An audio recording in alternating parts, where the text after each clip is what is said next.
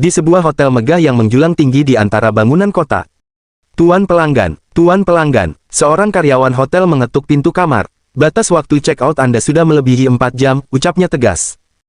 Ia menoleh pada pelayan di sampingnya. Buka pintunya, baik. Suara pintu terbuka. Karyawan itu perlahan masuk, dan seketika mereka terbelalak.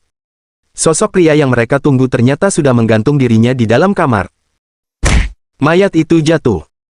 Di luar, seseorang mengumpat kesal. Haish, siapa sih parkir kayak tai gini? Nggak dipasang nomor yang bisa dihubungi juga, bikin kepala. Tiba-tiba, sesosok pria jatuh dari atas gedung, menimpa mobil itu. Orang tadi terkejut. Mobil hancur berantakan, sementara tubuh pria yang jatuh sudah tak berbentuk, wajahnya dipenuhi darah. Di tempat lain, Kim Gun, bawakan es batu dari kulkas, cepat. Baik. Seseorang melangkah masuk ke gudang es. Namun langkahnya terhenti. Ia menjerit kaget. Di hadapannya, seorang pria sudah membeku, tubuhnya terikat di kursi. Satu persatu mereka pergi tanpa jejak. Sementara itu di sebuah gedung. Hosh, hosh. Deru nafas tersengal, sebuah kursi roda melaju cepat. Byeon memacu rodanya panik. Beberapa pria mengejarnya. Coba cari di situ, teriak salah satunya, mereka pun berpencar.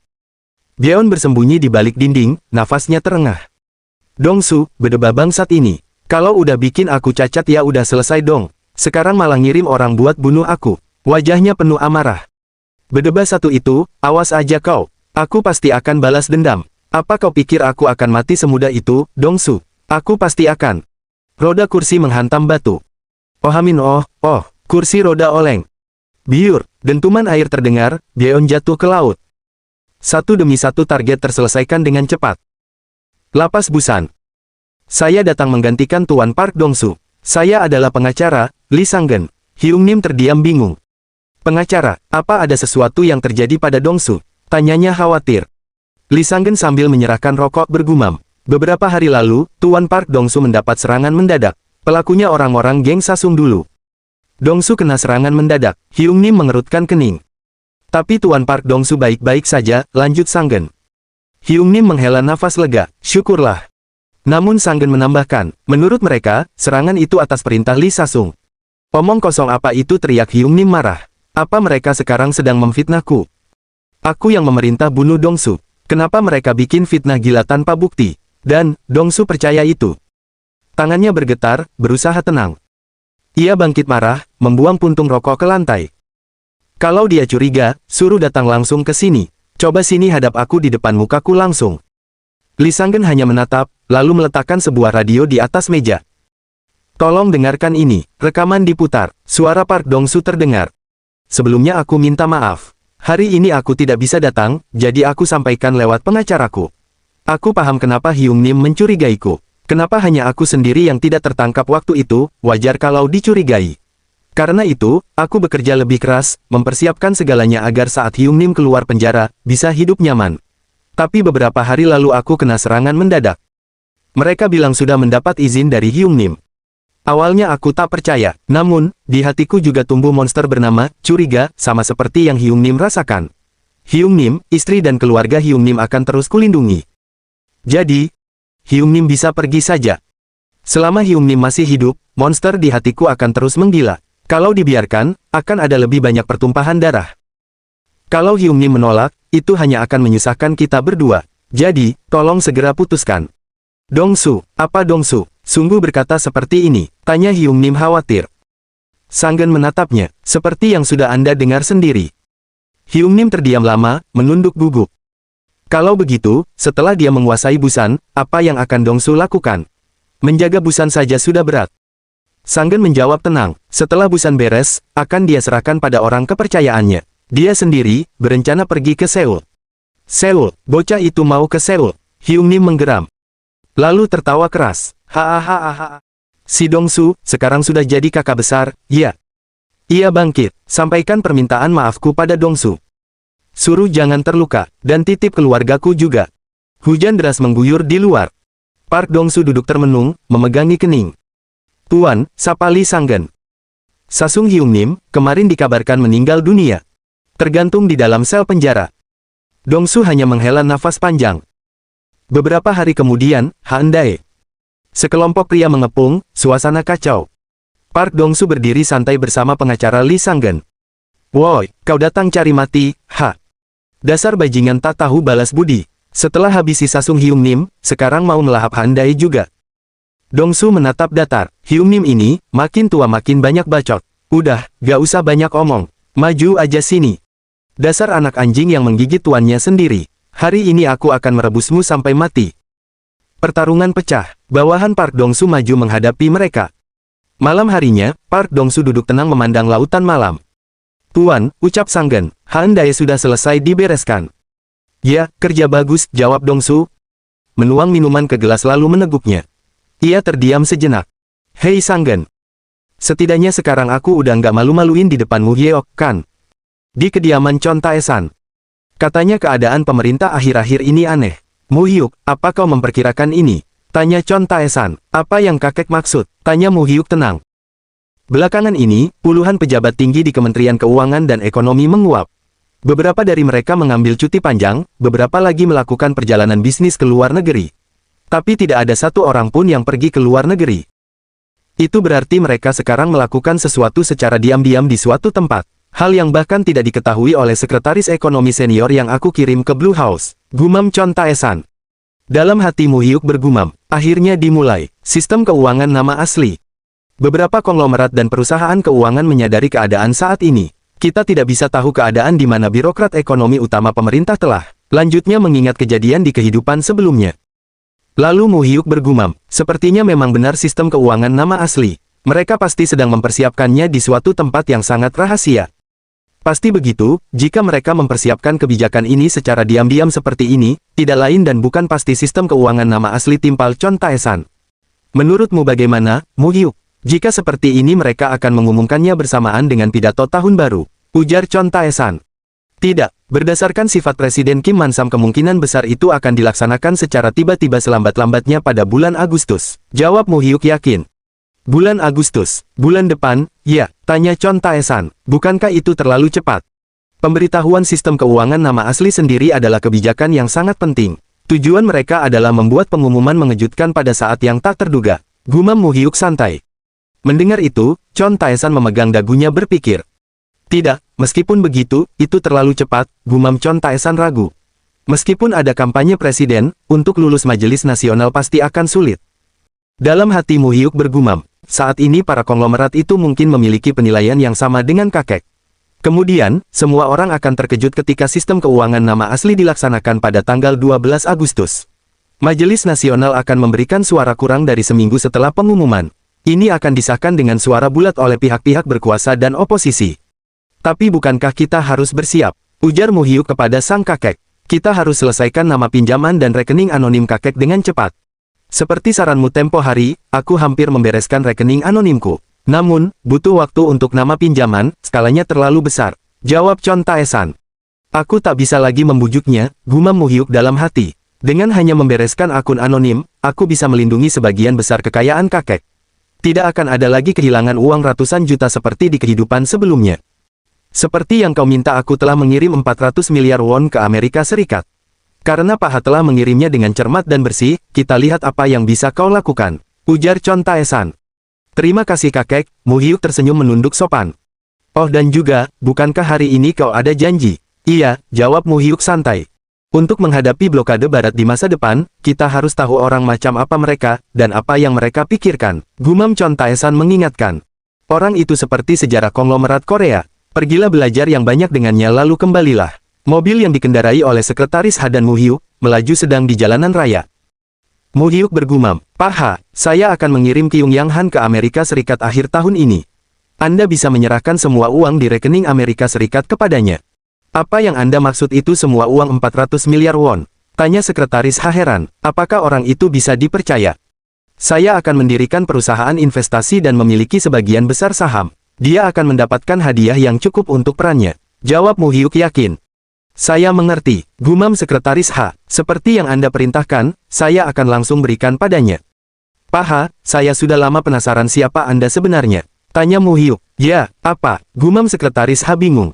Anda seperti orang yang serba bisa Anda melakukan apapun yang kakek perintahkan. Mulai dari pengelolaan dana hingga segala macam usaha kecil. Begitupun dengan CEO Jiang Yu yang menghilang di Myeongdong. Anda yang mengurusnya, kan? Patuhi perintah ketua tanpa bertanya alasannya, itu adalah sumpah wajib saya kepada ketua. Jawab Sekretaris H. Dalam hati Mu Hyuk bergumam ketaatan mutlak. Pak H, tanya Mu Hyuk lagi, jika kakek memberikan perintah yang tidak adil, akankah Anda mengikutinya? Misalnya, perintah untuk membunuh, gumam Mu Hyuk melirik ke arah Sekretaris H. Ya, saya hanya menjalankan perintah, Sekretaris H menjawab dengan singkat. Lalu, gumam Mu Hyuk menuntut penjelasan. Bagaimana dengan perintah untuk membunuhku? Sekretaris H terkejut. Dengan tenang, Sekretaris H menjawab. Jika itu perintahnya, saya hanya akan menjalankan saja.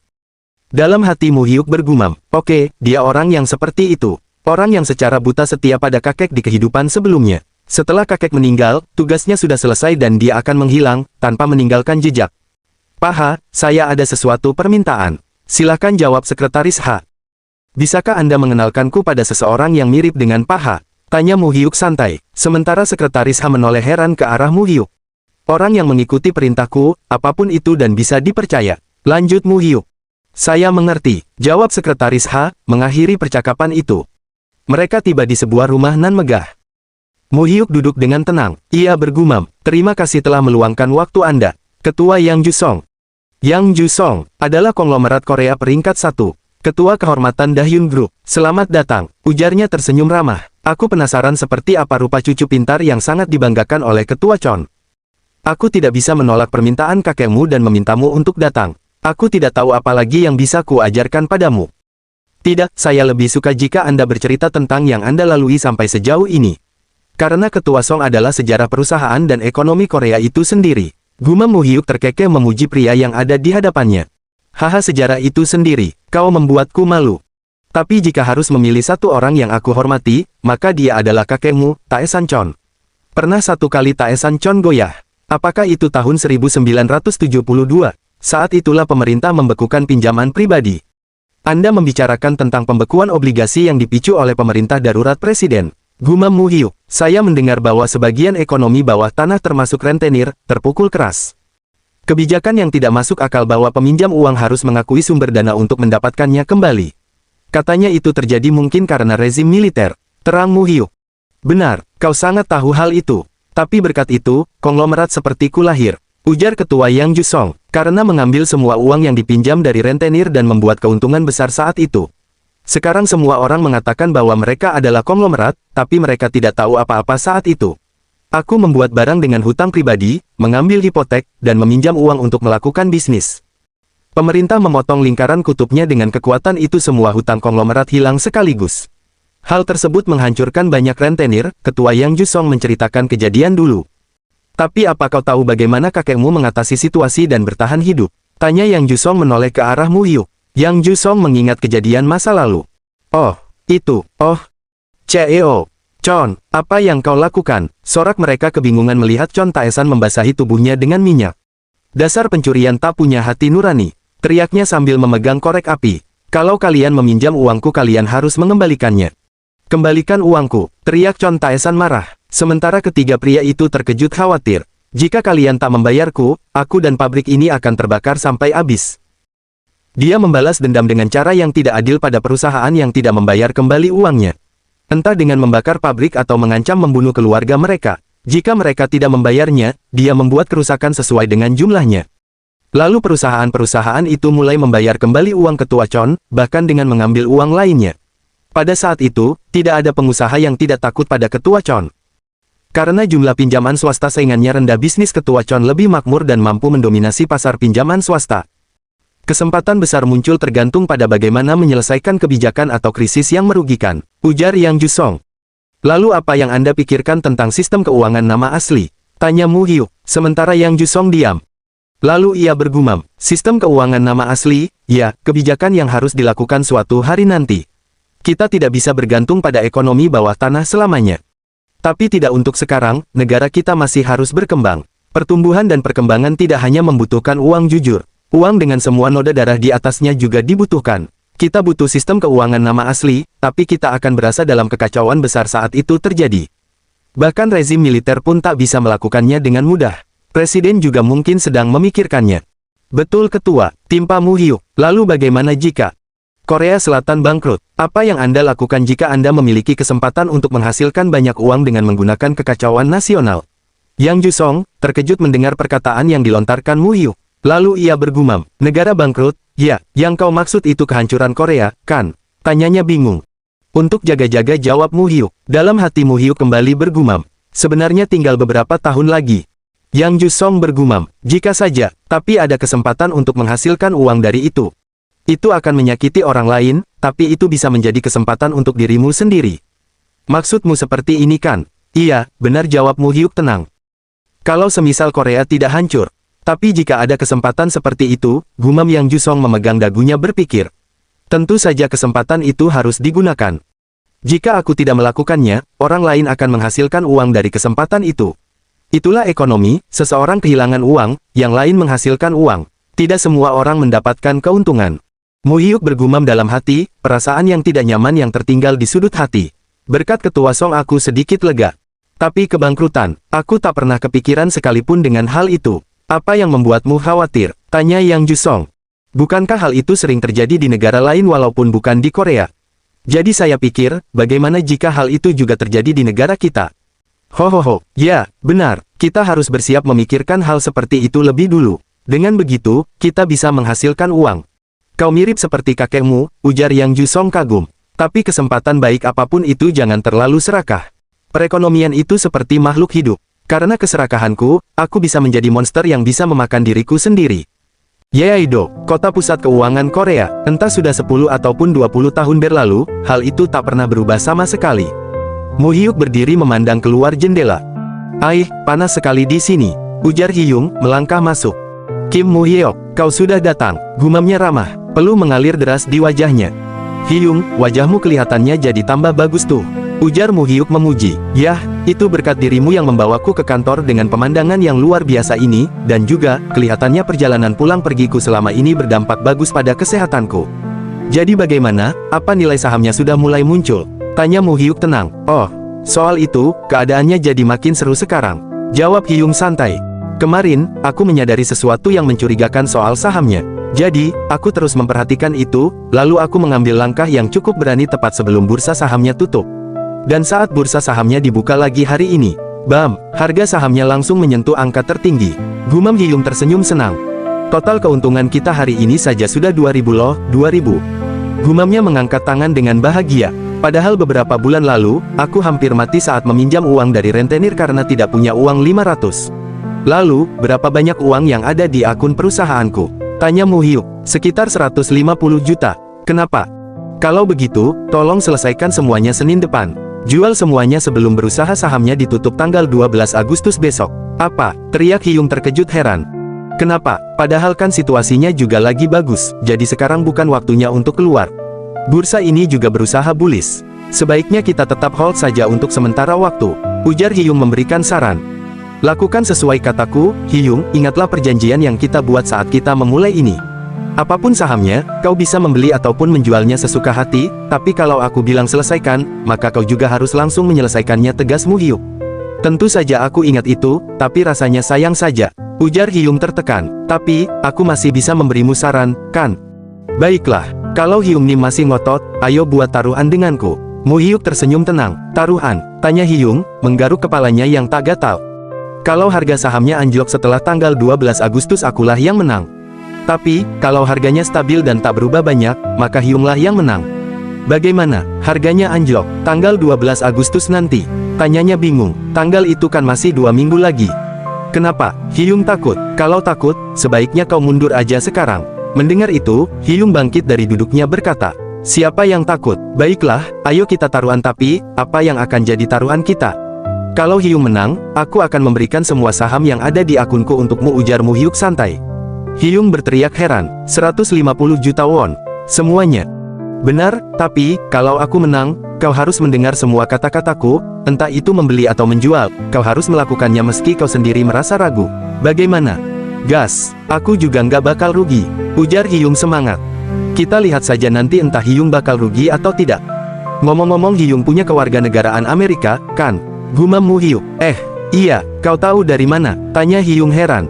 Dalam hati Mu Hyuk bergumam, alasan kedua aku memilihnya, adalah karena dia memiliki kewarganegaraan Amerika. Aku adalah orang yang mengetahui tempat persembunyianmu dulu, tidakkah kau pikir aku sudah tahu informasi pribadimu juga? Saat kau muda dulu, kau ikut orang tuamu untuk pindah ke Amerika dan berkuliah di sana, lalu kembali ke Korea. Wah, menakutkan sekali, kau beneran kayak rentenir veteran deh. Apa kau menggali semua informasi pribadiku? Tanya Hyung merasa ngeri. Itu semua, ada di buku autobiografimu, gumam Mu Hyuk dalam hati. Yah, di samping itu, tolong pergilah ke Amerika, lalu dirikanlah perusahaan investasi dan carilah beberapa orang untukku. Perusahaan investasi? Tanya Hyung bingung. Apa kau ingin membuat mereka mengira kalau perusahaan kita asalnya asli dari Amerika? Mu Hyuk memejamkan matanya tersenyum. Ia lalu bergumam, kau harus tinggal di sana dulu selama beberapa saat setelah perusahaan itu didirikan, saat kita membuka cabang di Korea, barulah kau bisa kembali. Hah, aku masih tidak yakin.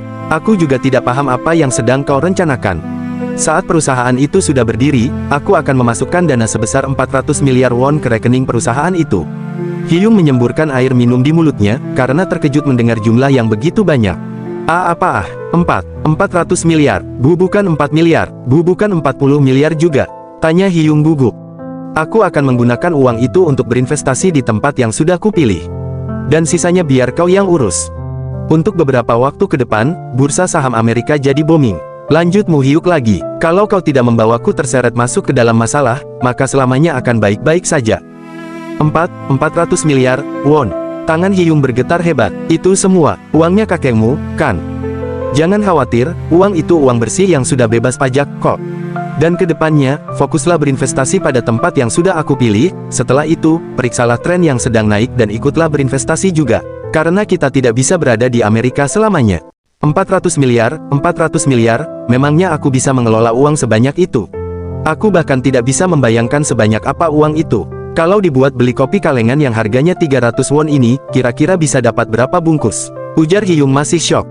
Jangan terlalu dipikirkan, dalam 3 tahun ke depan, kau pasti bakal dapat 400 miliar won juga. Bahkan kau bakal lihat angka itu setara dengan harga kopi kalengan ini. Ujar Mu Hyuk mengulurkan kopinya mengajak bersulang. Tanggal 12 Agustus pukul 8 malam, di kediaman Chon Tae-san. Pada saat ini, dengan berat hati kami sampaikan, menurut Undang-Undang Dasar Pasal 79 Ayat 1. Suara operator yang ada di televisi menggema di ruangan itu. Kami mengumumkan perintah darurat Presiden tentang transaksi keuangan menggunakan nama asli serta jaminan kerahasiaan. Mu Hyuk, Chon Tae-san, dan Sekretaris H, menyaksikan berita yang disampaikan dalam televisi. Mu Hyuk bergumam dalam hati, sungguh kejutan yang tak terduga. Para penduduk yang terhormat, akhirnya kami berhasil menerapkan aturan penggunaan nama asli dalam transaksi keuangan. Dan kedepannya semua transaksi yang berlangsung diharuskan menggunakan nama asli. Lanjut operator itu menyampaikan berita. Dalam hati Mu Hyuk kembali bergumam. Transaksi keuangan menggunakan nama asli sistem yang bahkan tak bisa digunakan oleh rezim militer, sekarang berhasil digunakan secara tak terduga. Hah, apakah kau mendapatkan panggilan dari para penasehat ekonomi negara? Atau mereka ingin membusukku dari belakang? Tanya Chon Tae-san kepada Sekretaris H. Mereka bilang mereka tidak tahu apapun soal ini, jawab Sekretaris H.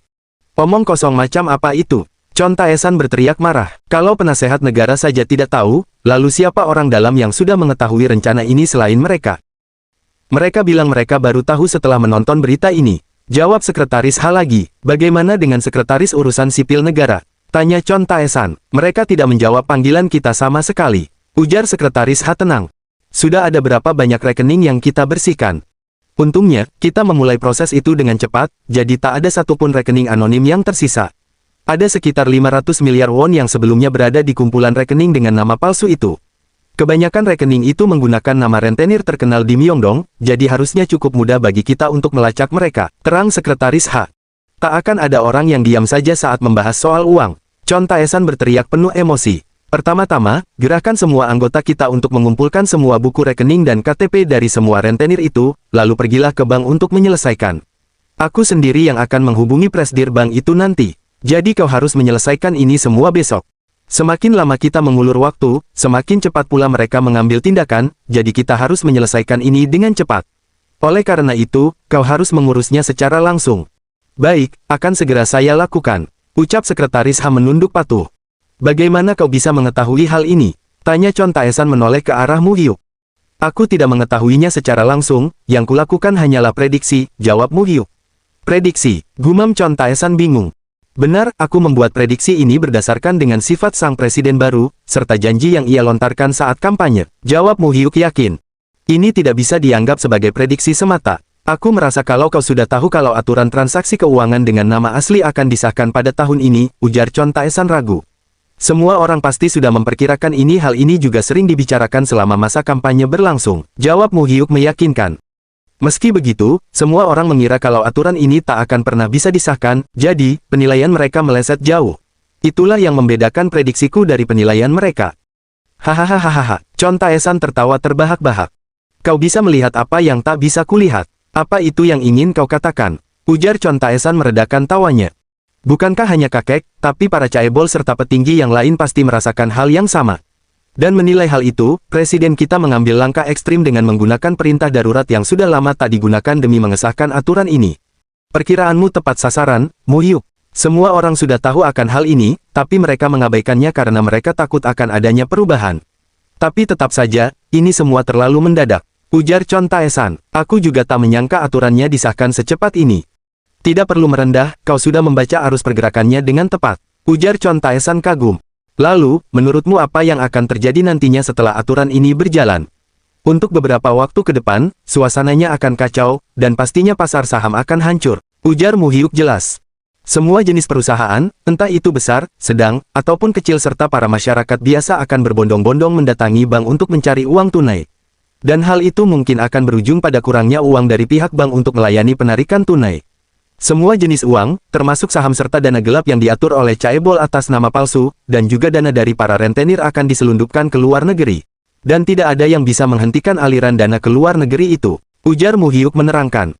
Benar, situasi itu memang tak terhindarkan. Aku juga pasti akan memindahkan semua asetku keluar sebanyak yang ku bisa. Ujar Chon Taesan.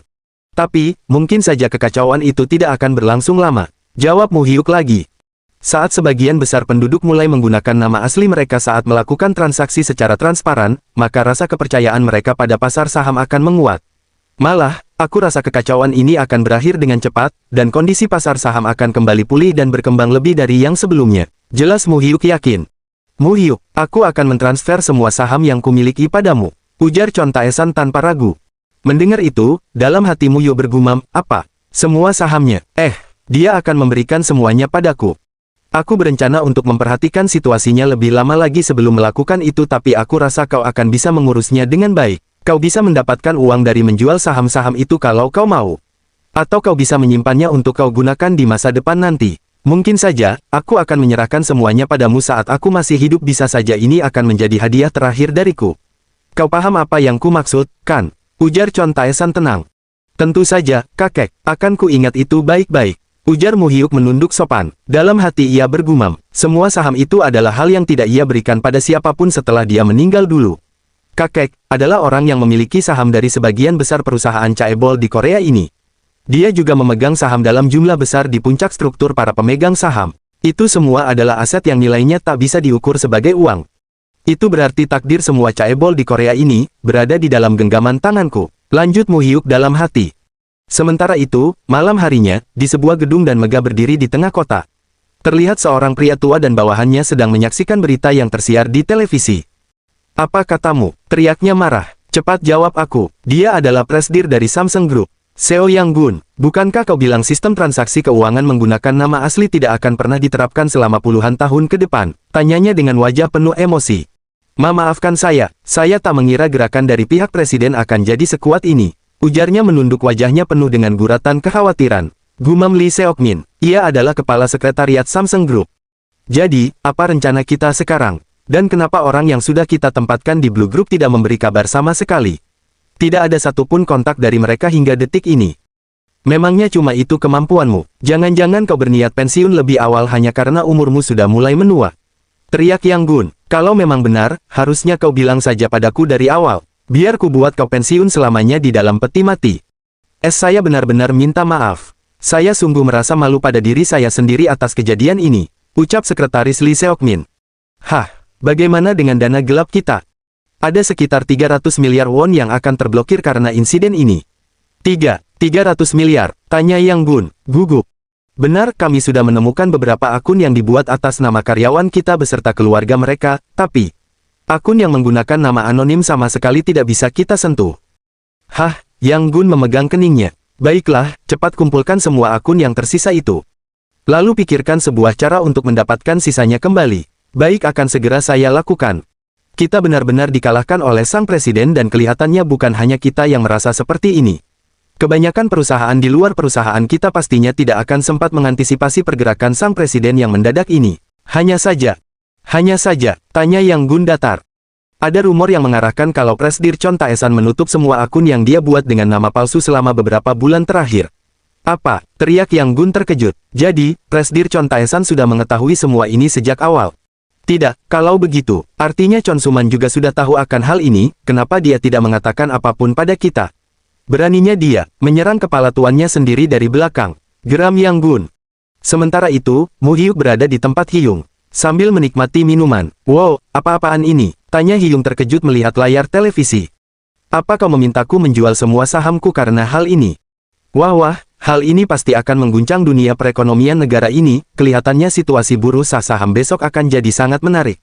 Bagaimana caramu mengetahui ini semua? Tanya Hyung kagum. Aku cuma menebak saja, gumam Mu Hyuk santai sambil meneguk minumannya. Apa? Gumam Hyung tak percaya. Kau bisa mengetahui hal ini bakal terjadi tanggal 8 Agustus hanya dengan tebakan mereka.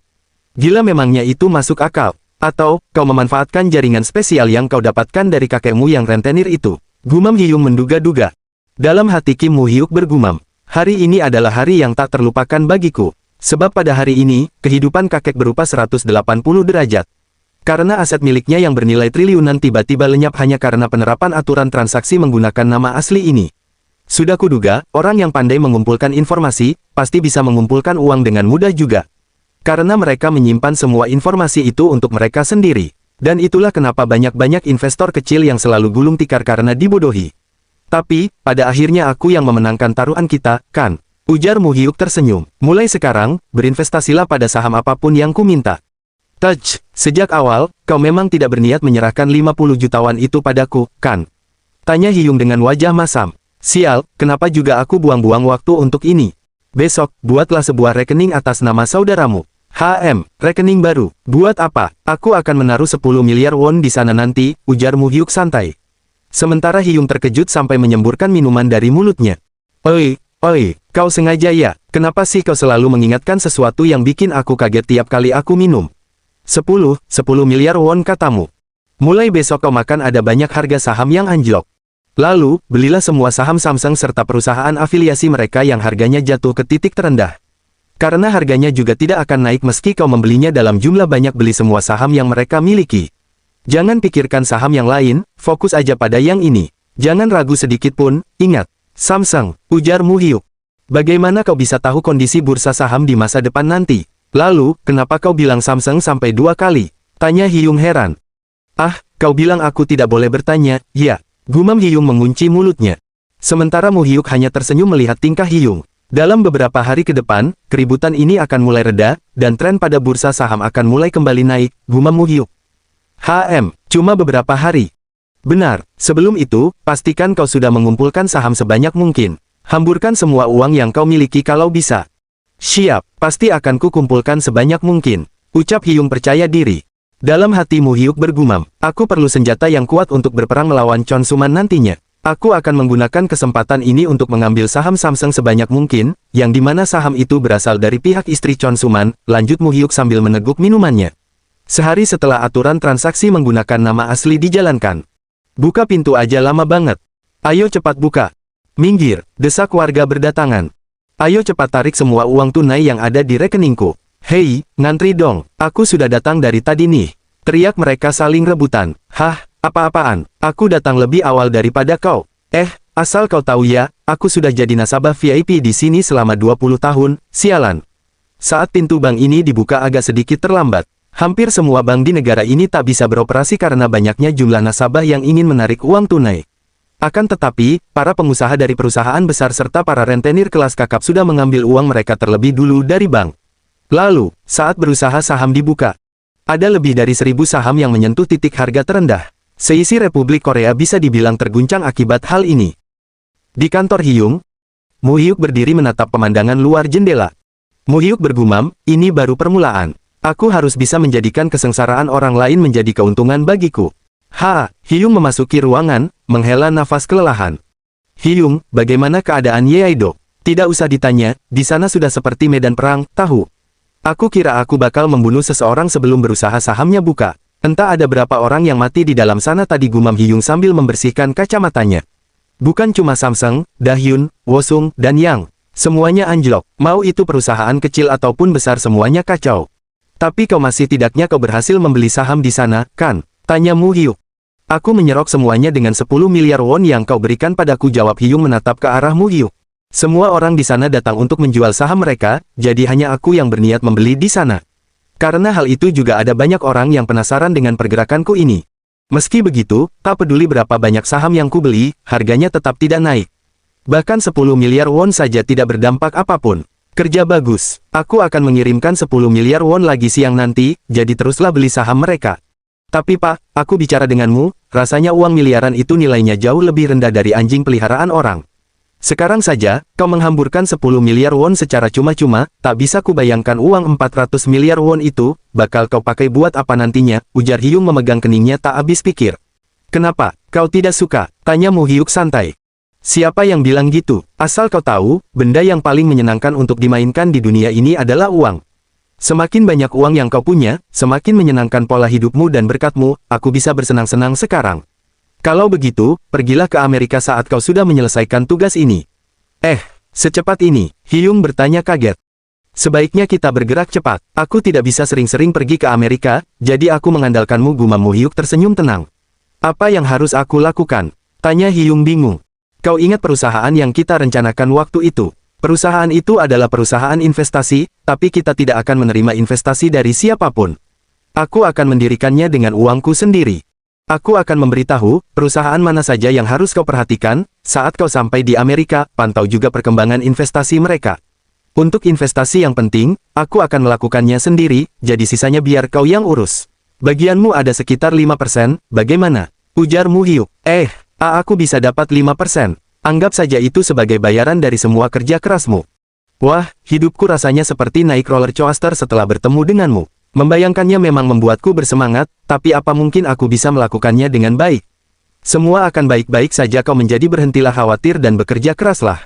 Karena setelah ini, kau akan bisa menikmati hidupmu dengan santai, sambil berkeliling dunia dengan jet pribadi. Apa, jet pribadi? Gumam Hyung membelalakkan matanya. Ia membayangkan, bagaimana jet pribadi melayang di udara. Dan ia duduk dengan tenang dilayani oleh pramugari. Minum minuman mahal, menikmati hidup dengan nyaman. Wah, mantap betul, ujar Hyung semangat. Mu Hyuk, apa? Meski aku harus mati, maaf aku akan tetap mengikutimu. Jadi, tolong jangan buang aku, ya, gumam Hyung tulus. Jangan khawatir, malah aku yang harusnya khawatir memikirkan kau yang kabur karena kelelahan. Intinya, selama kau tidak mengkhianatiku, aku juga tidak akan membuangmu. Tapi, bolehkah aku memberi nama untuk perusahaan kita ini? Lakukan sesukamu. Apa kau sudah kepikiran sesuatu untuk hal itu? Tanya Mu Hyuk santai. Benar, ujar Hyung sudah memikirkannya. Dream High Investment, raih mimpi yang lebih tinggi lagi. Kekacauan yang disebabkan oleh pengimplementasian sistem transaksi keuangan menggunakan nama asli, yang tiba-tiba mereda lebih cepat dari yang diperkirakan. Pasar saham yang sebelumnya anjlok ini mulai naik, dan kecemasan masyarakat pun merenda. Namun pasar pinjaman swasta Myeongdong membeku tanpa ada pergerakan sama sekali. Para rentenir yang telah merugi puluhan juta, hingga ratusan miliar won sedang merasakan kesulitan bagaikan neraka. Para 4 direktur besar Myeongdong pun tak berbeda. Hai sial. Bagaimana bisa aku nggak bisa tarik uangnya meskipun aku punya rekeningnya? Kalian pikir ini masuk akal? Direktur Kim Ho-sik berteriak penuh emosi. Mereka bilang kalau pemilik rekening tidak bisa membuktikan kalau rekeningnya atas nama diri sendiri, menarik ataupun mentransfer 10 won pun tidak bisa. Tidak hanya rekening fiktif, seluruh rekening yang menggunakan nama orang lain pun juga diblokir. Buat rekening yang aktif biarkan saja, sekarang kalian cari semua orang yang namanya kita gunakan untuk rekening kita. Kalau ada yang tidak mau menurut, lakukan apapun entah itu mengancam atau memberi sedikit imbalan, pokoknya cepat kembalikan semua uangku. Sialan, bagaimana bisa ini semua terjadi? Gumam Kim Ho-sik dalam hati. Aku memang sudah merasa aneh, sejak uang yang ada di rekening ketua dipindahkan ke rekening atas nama asli ketua beberapa bulan yang lalu. Tapi, aku tidak pernah menduga sistem transaksi keuangan menggunakan nama asli akan diterapkan secepat ini. Kalau saja aku juga memindahkan semua uangku itu, sekarang semuanya telah menghilang. Padahal itu adalah uang yang telah susah payah aku kumpulkan demi keluargaku. Direktur Kim Ho-sik termenung menatap foto keluarga kecilnya. Pak Direktur, ada telepon dari Direktur Noh Ik-seon, ucap seorang wanita. Ya, Direktur Noh, ada urusan apa? Apa? Kim Ho-sik terkejut. Di kantor Direktur Utama. Mo Hyuk duduk santai, sementara tiga Direktur Utama Myeongdong berdiri menunduk patuh. Sudah lama ya, semuanya. Ujar Mo Hyuk memecah keheningan. Kabar kalian semua baik-baik saja kan? Kenapa kalian masih berdiri? Ayo semuanya duduk. Leherku sakit ini, gumam Mo Hyuk santai. Ketiga direktur itu langsung duduk bersamaan. Dalam hati Mo Hyuk bergumam, mereka pasti sudah mendengar apa yang terjadi kepada Yu Jiang. Oleh karena itu, mereka pasti jadi lebih takut kepadaku. Kalian pasti banyak mengalami kesulitan akibat sistem transaksi menggunakan nama asli yang diterapkan begitu tiba-tiba, bukan? Tidak tuan, gumam Kim Ho-sik, karena ketua telah membereskan semuanya lebih cepat, untungnya tidak ada kerugian yang signifikan. Dalam hati, Mo Hyuk kembali bergumam, rekening yang diberikan kakek untuk digunakan sebagai bisnis pinjaman mungkin tidak terkena dampak besar. Tapi, saat melihat uang saku yang telah mereka kumpulkan banyak, hilang begitu saja, pasti rasanya sungguh menyakitkan. Mereka telah berusaha keras menyembunyikan itu. Lalu, Mo Hyuk berkata, hari ini aku datang karena ingin membahas sesuatu secara terbuka dengan kalian para direktur. Aku datang sendirian, tanpa sekretaris H. Aku akan bicara langsung ke intinya antara aku Kim Mo Hyuk dan pamanku Chon Suman. Siapa yang akan kalian ikuti? Tanya Mo Hyuk tegas. Maaf, tapi apa maksudnya itu? Tanya Direktur Kim bingung. Tidak ada maksud tersembunyi. Akibat dari sistem transaksi keuangan menggunakan nama asli, perusahaan pinjaman swasta akan mengalami perubahan yang begitu besar. Mulai sekarang kita tidak akan bisa meminjam uang ataupun meminjamkan uang sesuka hati dengan cara yang sama, seperti sebelumnya. Di hadapan masa depan yang tidak bisa diprediksi, ketua juga masih mempertimbangkan siapa yang akan menjadi penerusnya. Seperti yang kalian semua sudah ketahui, pilihan ketua bukan hanya sang putra pertama Chon Suman saja. Di antara aku dan Direktur Chon Suman, dengan siapa kalian akan memilih untuk berjalan bersama? Ketiga direktur itu terdiam. Kalau begitu, apa yang akan kami dapatkan, kalau kami memilih tuan muda? Direktur Noh Ik-seon, sepertinya Anda salah paham. Sementara wajah Direktur Noh terlihat khawatir. Wajahnya penuh dengan keringat. Apa Anda pikir, aku tidak akan bisa menjadi penerus ketua, kalau aku tidak mendapatkan dukungan kalian? Ujar Mo Hyuk tenang.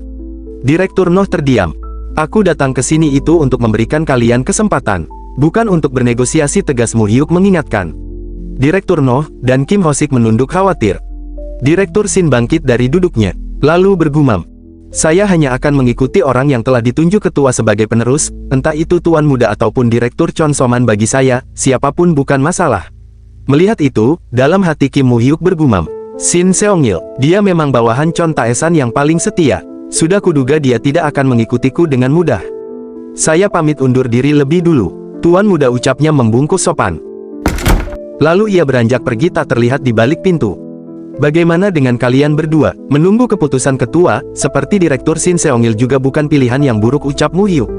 Meskipun kami adalah bawahan ketua Chon, kami adalah orang-orang yang telah menggerakkan pasar pinjaman swasta di Myeongdong cukup lama.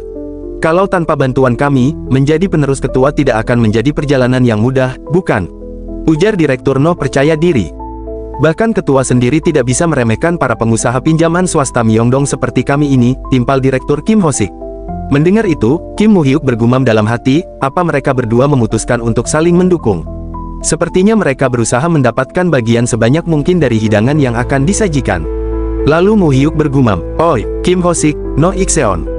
Apa kalian pikir kalian bisa selamat kalau kalian menghalangiku? Asal kalian tahu, aku tidak akan mengakhirinya hanya dengan satu tangan seperti yang kulakukan pada Yu Jiang." Kedua direktur itu terdiam kaku. Kalau begitu, biarkan aku tanya satu hal saja. Apa yang akan kalian dapatkan kalau kalian memilih Suman? Memang apa yang bisa dijanjikan oleh Chon Suman untuk kalian? Saham, mendirikan usaha pribadi? Tidak, meskipun Chon Suman memang menjanjikan sesuatu kepada kalian, apa kalian pikir, Chon Suman adalah orang yang akan menepati itu? Mendengar ucapan Mo Hyuk, dalam hati Kim Ho-sik bergumam, yang dia katakan itu benar. Dari awal, Chon Suman bukanlah orang yang berniat membagikan apapun untuk orang seperti kami. Sementara Direktur Noh juga mulai berpikir, karena dia adalah orang serakah yang hanya mementingkan kepuasan dirinya sendiri. Lalu Mu Hyuk bergumam, tapi aku hanya akan menjanjikan satu hal ini. Aku berencana akan membawa bisnis ketua keluar dari kegelapan. Dan kalian berdualah yang akan menjadi pusat dari rencana itu. Keluar dari kegelapan? Tanya Kim Ho-sik bingung.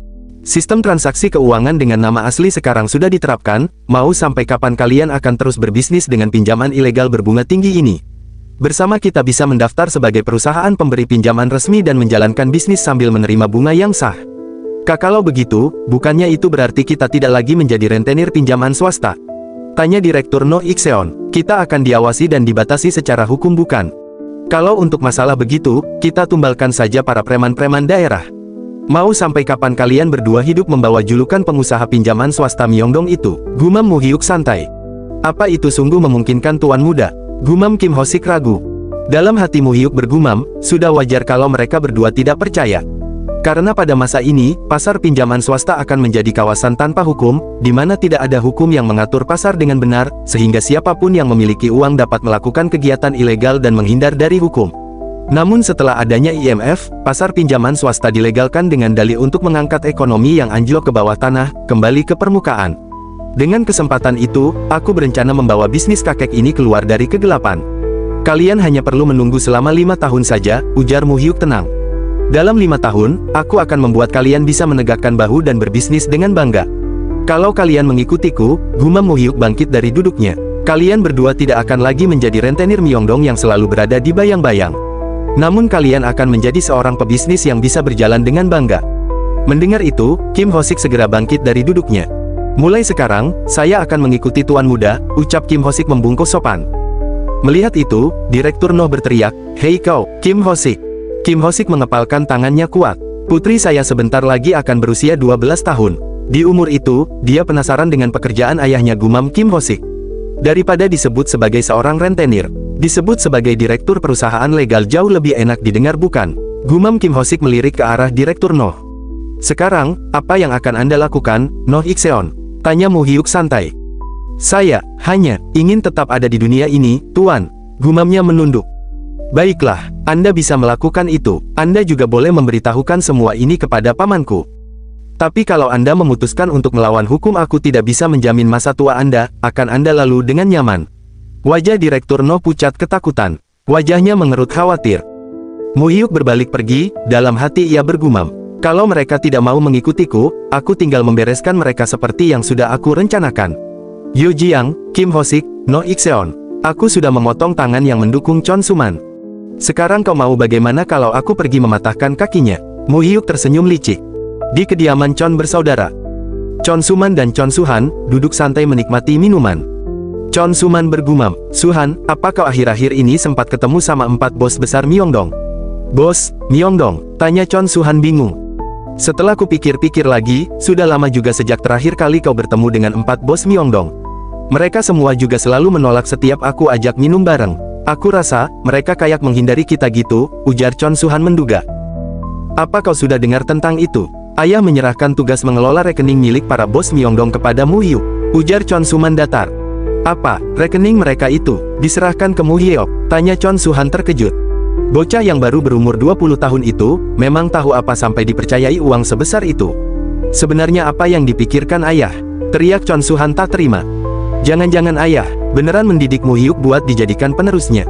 Hei, tidak mungkin ayah akan melakukan itu. Tidak mungkin ayah lebih mempercayai anak dari putri yang tidak ayah akui, di saat kedua putra kandungnya jelas-jelas sudah siap menerima semuanya. "Benar, putra ayah, yaitu kita, adalah pewaris yang paling pantas untuk menerima seluruh warisan yang ada." Timpal Chon Suman meletakkan gelas ke meja. "Kita tidak boleh membiarkan anak, yang dilahirkan lalu ditinggalkan mati oleh putri yang tidak diakui itu, merebut semua yang seharusnya menjadi milik kita. Suhan, kau jangan sampai lupa, bahwa kau dan aku adalah saudara yang dilahirkan dari dalam satu perut yang sama. Lalu kalau semisalnya aku sebagai putra pertama sudah berhasil mewarisi seluruh harta ayah, apa kau pikir, aku akan mengabaikanmu, adikku satu-satunya begitu saja? Kita berdua ini berbagi sebuah takdir yang sama. Jadi jangan sampai berkhianat atau menyembunyikan sesuatu di antara kita ya," ujar Chon Suman mengingatkan. "Sudah pasti itu, aku selalu mempercayai Hyung, dan Hyung juga bisa selalu mempercayaiku. Ya, antar saudara memang harus saling mempercayai dan saling menolong," gumam Chon Suman tersenyum. Tiba-tiba beberapa pria memasuki ruangan itu. Chon Suhan si, gumamnya sambil melangkah masuk. Chon Suhan, kami dari Kejaksaan Seoul, Divisi Kejahatan Berat. Chon Suhan, Anda kami tangkap atas tuduhan penerimaan suap dari korupsi lisensi mesin slot. Tegas sang petugas. Lepaskan aku. Apa yang kalian lakukan? Teriak Chon Suhan memberontak. Mari kita bicarakan di kantor kejaksaan. Soman, serunya memanggil saudaranya. Melihat itu, wajah Chon Suman begitu marah. Keesokan harinya, di kediaman Chon Taesan. Apa? Suara Chon Taesan menggema. Suhan, ditangkap oleh jaksa. Kenapa? Apalagi masalah yang dia buat? Teriak Chon Taesan geram. Tampaknya dia tertangkap setelah membantu bisnis yang dipimpin oleh ayah mertuanya anggota Dewan Kim Cheol Seung. Jawab Sekretaris H. Sepertinya mereka menyuap banyak anggota dewan dan pejabat publik selama mengurus proses perizinan mesin slot ini. Mesin slot, bukannya itu bisnis yang biasa dilakukan preman-preman? Tanya Chon Taesan penuh emosi. Siapa itu yang berani mencari masalah dengan Kim Cheol Seung, pemimpin partai yang berkuasa selama 6 periode, hanya untuk hal seperti itu? Apa itu perbuatan presiden? Sepertinya bukan. Pihak kejaksaan yang terlebih dahulu memberitakan itu ke media dan menggiring opini publik, gumam Sekretaris H. Lalu apa itu perbuatan jaksa agung? Tanya Chon Taesan lagi. Seseorang jaksa dari kantor kejaksaan Seoul, dikatakan sedang menyelidiki kasus di mana ia menemukan keterlibatan politik. Saat melacak gangster yang mengelola bisnis mesin slot, dia mengabaikan semua instruksi dari atasannya dan menyelidiki kasus itu atas keputusannya sendiri. Menyaksikan itu, Mu Hyuk yang duduk diam di sofa, dalam hati bergumam. Kasus mesin slot, itu adalah kasus korupsi besar yang melibatkan tokoh-tokoh berpengaruh di pemerintahan sebelumnya. Anggota dewan, organisasi gangster, dan rentenir pinjaman swasta, serta puluhan pejabat tinggi lainnya termasuk pemimpin partai yang berkuasa dan jaksa agung. Di kehidupanku yang sebelumnya, Chon Suhan dan ayah mertuanya, anggota Dewan Kim Cheol Seung, terlibat dalam kasus ini. Namun, Chon Suhan berhasil lolos dari jaring investigasi berkat kuasa dari Chon Taesan dan berakhir tidak mendapatkan hukuman sama sekali. Tapi kali ini, aku tidak akan membiarkannya berakhir seperti itu. Mu Hyuk tersenyum licik. Sebenarnya apa saja yang kau lakukan selama ini, sampai masalahnya bisa jadi sebesar ini? Teriak Chon Taesan marah. Lalu mata-mata yang kita tempatkan di Blue House itu ngapain aja selama ini? Presiden juga terlambat mengetahui kejadian tersebut karena jaksa yang memimpin kasus ini langsung menyampaikan berita tersebut kepada pers. Saat ini Presiden sedang mempertimbangkan apakah akan memindahkan kasus tersebut ke Departemen Investigasi Pusat Kejaksaan Agung atau tetap diserahkan ke Kejaksaan Seoul, jelas Sekretaris H. Apa tidak ada cara untuk mengatasinya? Ujar Chon Taesan murung. Apapun yang kita lakukan, sepertinya tidak ada cara untuk menghindari hukuman penjara, ujar Sekretaris H. Meskipun menggunakan uang sebanyak apapun. Tanya Chon Taesan. Kalau kita memaksakan diri untuk melepaskan Direktur Sohan dari hukuman penjara, pasti akan datang dampak buruk yang akan melukai kita. Resikonya terlalu besar kalau kita mencampuri keputusan VIP apalagi di awal masa jabatannya, Ketua, Sekretaris H mengingatkan. Chon Taesan memejamkan matanya, menghela nafas berat. Mu Hyuk, apa kau punya ide bagus? Maksudku, cara untuk menyelamatkan pamanmu, ujar Chon Taesan.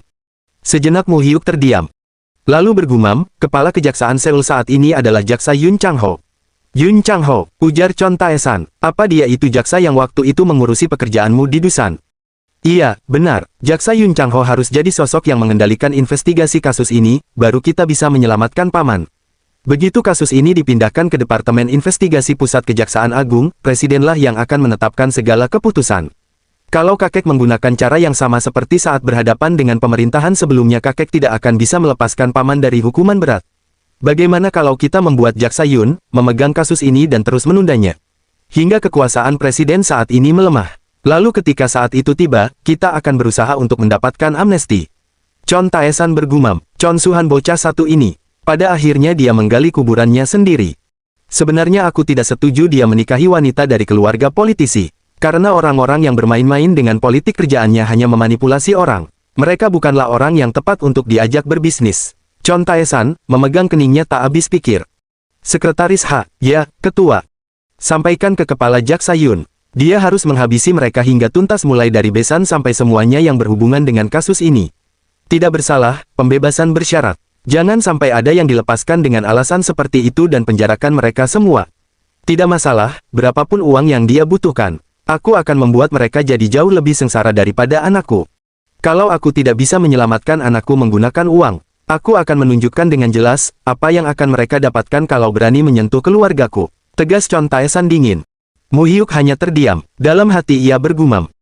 Kepala Jaksa Yun Chang-ho langsung bergerak dengan cepat setelah mendengar perintah dari Chon Taesan.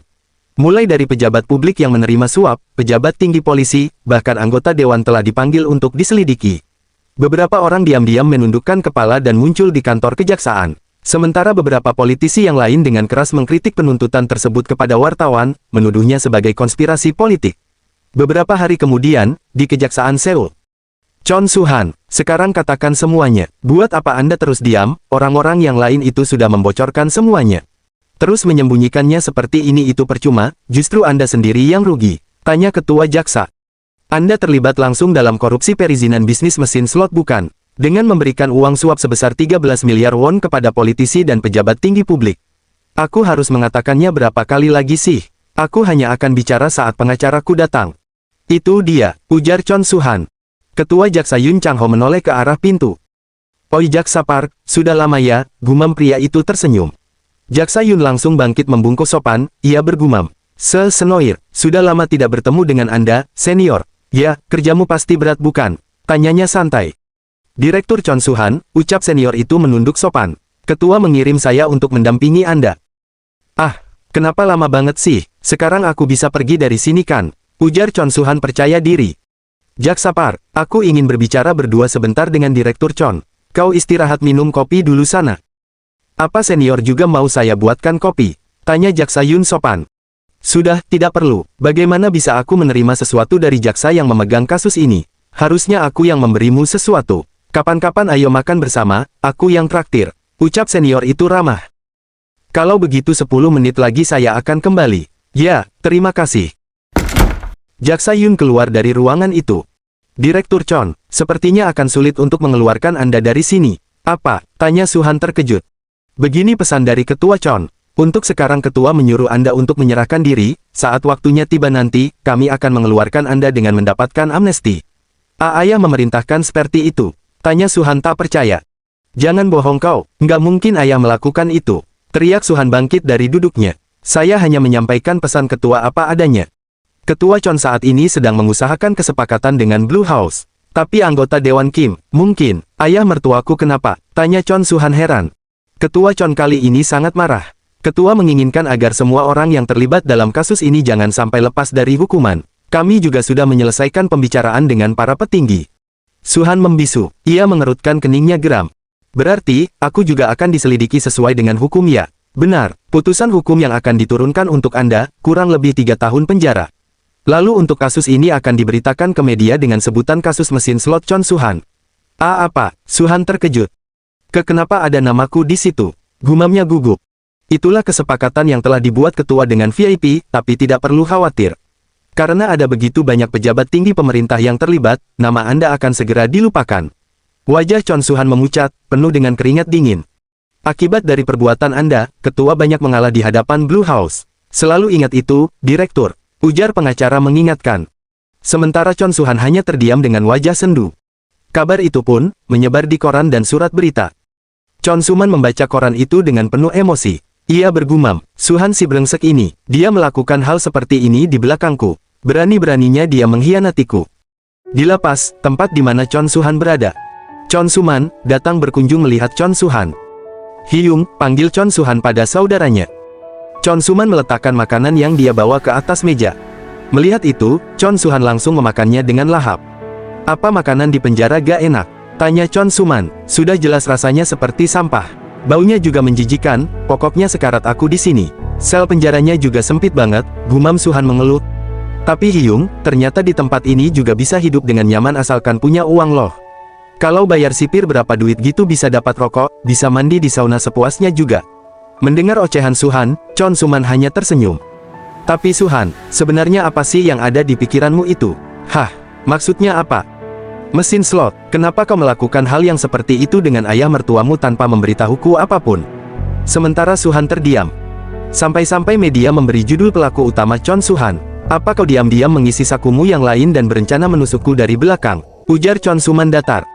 Bukan begitu, Hyung, gugup Su-han. Ayah mertuaku itu tidak bisa mempercayai orang lain selain keluarga kalau buat mengurus masalah uang. Dan dia menyuruhku mengurus itu, mana bisa aku menolak? Dia juga memerintahkanku agar tidak memberitahukan tentang ini ke siapapun jadi aku terpaksa tidak bisa memberitahumu, Hyung. Lalu, karena aku takut Hyung bisa jadi ikut kena masalah gara-gara ini juga. Apa benar cuma karena itu? Aku bersumpah Hyung, emang karena apa lagi, kalau bukan itu? Kau melakukan itu diam-diam hanya karena disuruh oleh anggota Dewan Kim. Pekerjaan yang melibatkan uang lebih dari 10 miliar itu. Tanya Chon Soman menuntut. Tentu saja aku harus melakukan apapun yang diperintahkan. Aku kan tidak punya kuasa apa-apa buat menolak itu. Aku harus menuruti perintah ayah mertuaku. Menuruti perintah ayah, dan perintah Hyung juga, ujar Chon Suhan sedih. Bahkan aku sekarang juga harus hidup dengan mengkhawatirkan bocah keponakan yang sebelumnya nggak ada itu. Bangsat, emangnya aku salah apa sampai harus hidup seperti ini? Ayah menjebloskanku ke penjara tanpa sekalipun menghubungiku. Lalu Hyung mendatangiku hanya untuk menuduhku berkhianat. Sialan, apa jangan-jangan kalian ini menganggapku anak haram ya? Semuanya selalu saja menyalahkanku. Melihat tingkah saudaranya, Chon Suman hanya diam dengan wajah datar.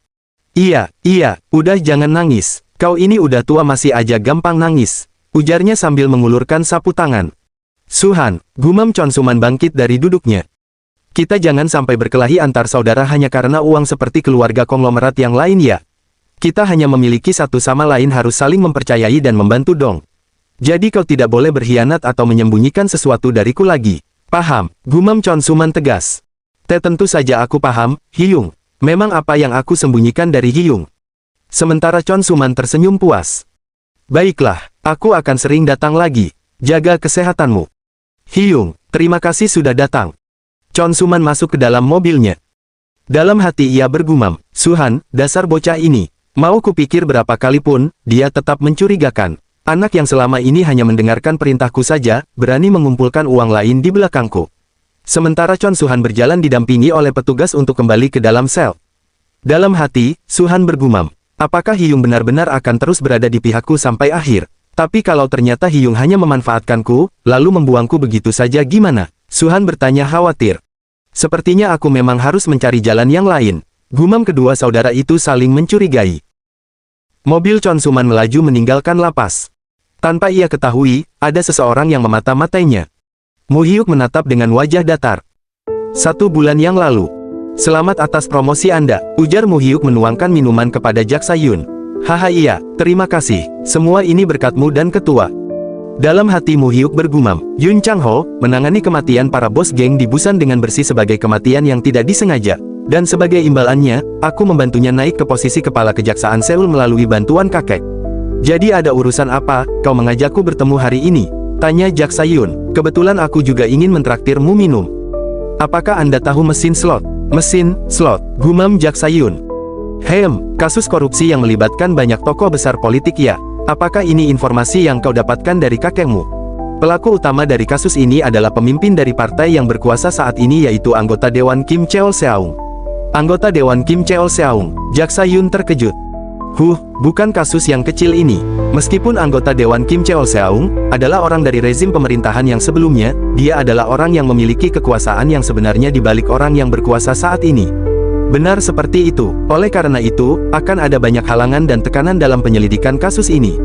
Jadi, Pak Kepala Jaksa, bagaimana kalau Anda sendiri yang menyelidiki kasus ini? Ujar Mu Hyuk. Aku, tanya Jak Sayun khawatir. Mungkin kalau kasus ini jadi semakin membesar, Departemen Investigasi Pusat Kejaksaan Agung akan merebutnya, gumam Mu Hyuk. Namun jika tidak bisa membiarkan Kejaksaan Agung merebut kasus ini, karena begitu kasus ini dipindah tangankan ke Kejaksaan Agung, tokoh-tokoh yang menjadi pelaku utama dalam kasus ini akan langsung lepas begitu saja. Terutama anggota Dewan Kim Cheol Seung. Lalu Chon Suhan yang ikut terlibat juga. Chon Suhan, bukankah dia pamanmu? Tanya Jak Sayun heran. Saat kasus ini dilaporkan kepada Presiden, berbagai macam investigasi mungkin akan langsung dikerahkan. Tetapi karena sekretaris senior urusan sipil di Blue House adalah orangnya kakek akan berusaha mengecualikan Chon Suhan dari investigasi dengan cara apapun. Dan kasus akan diserahkan ke Kejaksaan Agung. Oleh karena itu, Pak Kepala Jaksa harus menghentikan itu dengan segala kekuasaan yang Anda miliki. Untuk urusan dengan kakek, biar saya yang atasi. Kalau aku menangkap pamanmu Chon Suhan, apakah posisiku bakal terancam? Tanya Jak Sayun khawatir.